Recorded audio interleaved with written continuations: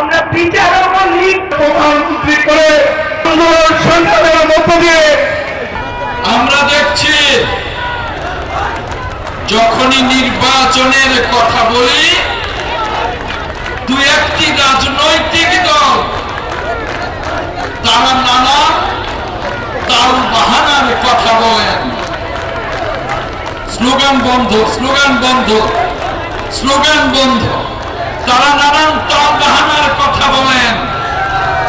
কেউ বলে সংস্কার শেষ করতে হবে, কেউ বলে বিচার শেষ করতে হবে, কেউ বলে এখনো আইন শৃঙ্খলা পরিস্থিতি নির্বাচনের উপযোগী নয়, কেউ বলে পিয়ার পদ্ধতি চাই। এক এক জনে এক এক কথা বলেন।